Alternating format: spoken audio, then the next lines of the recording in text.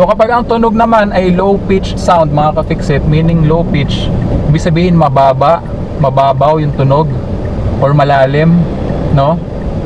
Lalong-lalo na kapag medyo nagbabibrate na yung makina, mararamdaman mo rin yan sa yung manubela at sa yung pagkakaupo, lalo na pag malakas na yung vibration.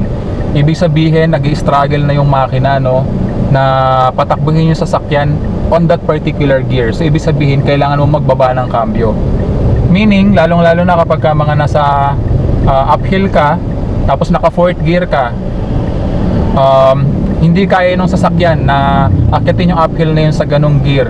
Malamang dahil medyo mabagal yung takbo ng sasakyan, walang buwelo, o may karga yung sasakyan, no, or underpowered yung sasakyan para sa particular uphill na yon. So ibig sabihin, kaya siya nagbabibrate, ay kailangan mong magbaba ng cambio. So ibig sabihin, kailangan mong ibaba to 2nd gear or 1st gear yung transmission ng iyong sasakyan, no, para makaakyat sa particular uphill na yon.